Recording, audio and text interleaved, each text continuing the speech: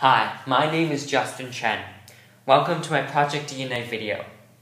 In this video, we will go through the structure of DNA and RNA. Then we will discuss how DNA replicates, and finally we will see how transcription and translation occur to take genetic material and create the proteins that express our phenotypes. In this slide, we will review and compare the structures of the two nucleic acids, DNA and RNA. Both are polynucleotides, or polymers created by nucleotide units. Let's start with DNA, the compound that makes you. DNA, or deoxyribonucleic acid, is known for its iconic double helix structure. The backbone of the compound is made with sugar, more specifically deoxyribose and phosphate pairs. Deoxyribose is a 5-carbon sugar that is important in holding together the structure of the DNA. The phosphate group is the source of the acid in the macromolecule. These sugar-phosphate backbones are connected by nitrogenous bases. DNA has 4 nitrogenous bases, and it is these bases that spell out and define your genotype. Adenine, thymine, cytosine, and guanine, more commonly referred to as A, T, C, and G, are the nitrogenous bases of DNA. A and G are double-ring purines, while T and C are single-ring pyrimidines. In DNA, A pairs with T and G pairs with C as they connect in between the backbones. However, DNA structure is not limited to the molecular level. On a larger scale, in the nucleus, DNA interacts with other DNA molecules as well as with proteins to create chromatin and chromosomes. RNA, or ribonucleic acid, is the other nucleic acid. Its structure is similar to that of DNA, however it has some key differences. Instead of deoxyribose as its sugar, RNA has ribose, another 5-carbon compound with an extra OH group than deoxyribose. This is shown in the red boxes.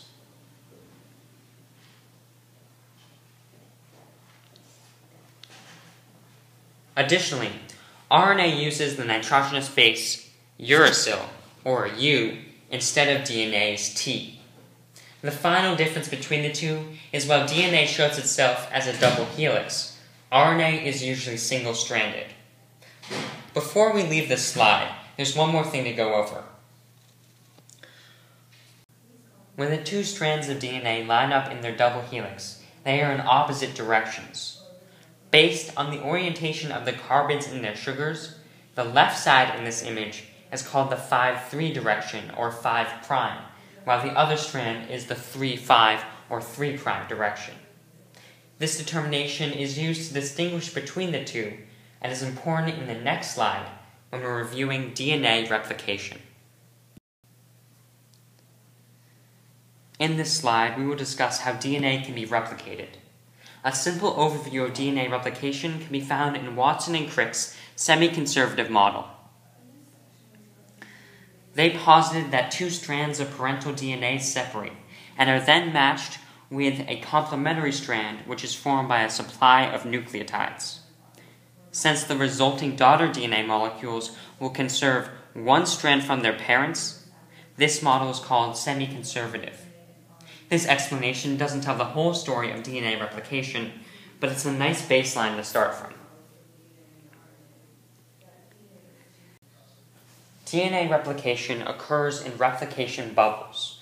These are areas in the DNA in which the parent strands have separated and daughter strands are being added on.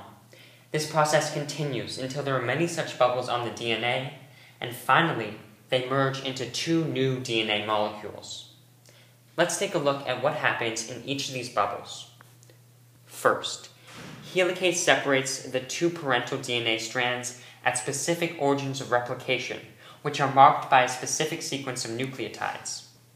Then, an enzyme called DNA polymerase comes in to add the daughter nucleotides. It's important to note that DNA polymerase only moves in the 5'3", or 5' direction. This doesn't make a difference when the DNA polymerase is moving along the 3' strand of the parent DNA, since they are complements. However, it is more complicated on the 5' strand of the parental DNA, which is also known as the lagging strand.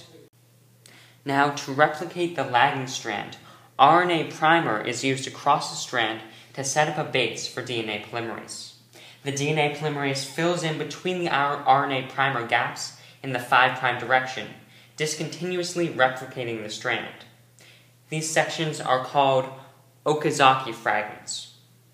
DNA polymerase then goes over the RNA primer to produce a continuous set of nucleotides. After DNA polymerase does its work, DNA ligase links all the pieces together into a single DNA strand.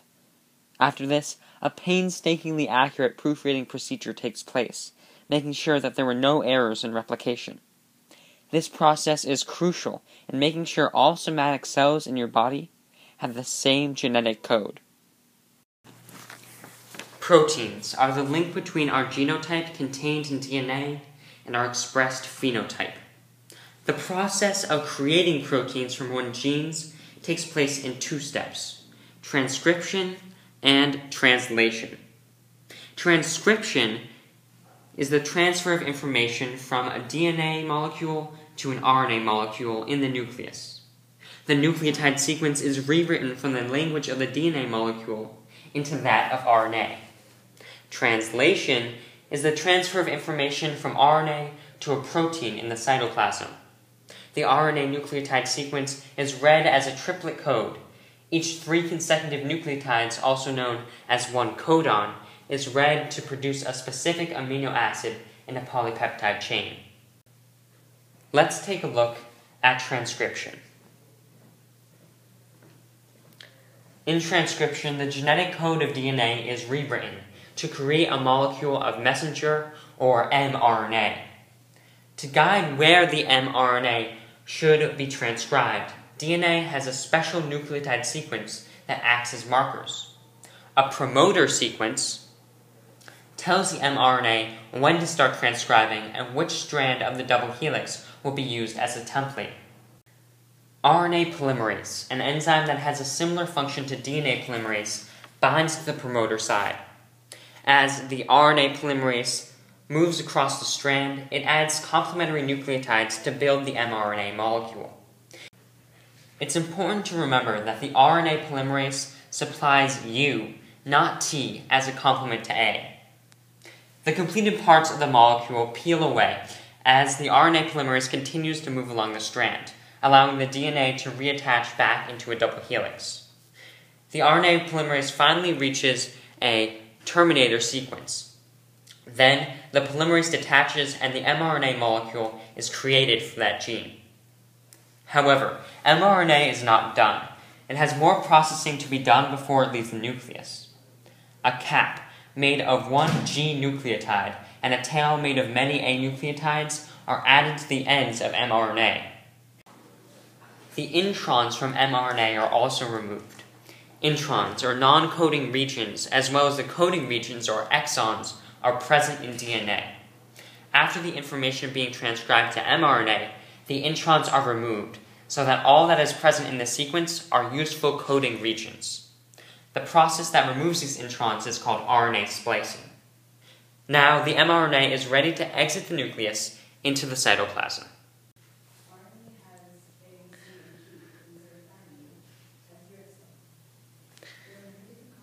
Before becoming a protein, mRNA needs to be interpreted. That is where transfer, or tRNA, comes in. tRNA consists of a single polynucleotide chain that folds and twists around itself. There is a special triplet of bases at one of the loops called the anticodon. Anticodons are used to recognize and translate the codons of mRNA. Now, the last piece needed for translation are ribosomes. Ribosomes consist of 2 subunits, both made of protein and ribosomal or rRNA. Each ribosome has sites for 2 tRNA and 1 mRNA. And that is seen here in this image. Now let's put all the parts together. The mRNA and tRNA come together at a small subunit of a ribosome. An initiator tRNA binds to the start codon of an mRNA, a special codon meant to initiate the process. The UAC anticodon of the initiator tRNA binds to the AUG start codon, creating a methionine or MET amino acid. Then the large subunit of the ribosome attaches, and that's seen here in this picture. The initiator tRNA then goes to one of their binding slots. That binding point is called the P point and will hold the protein as it grows. The other binding point becomes the A point, which is ready for the next tRNA. So, tRNA with their amino acids come to the A site.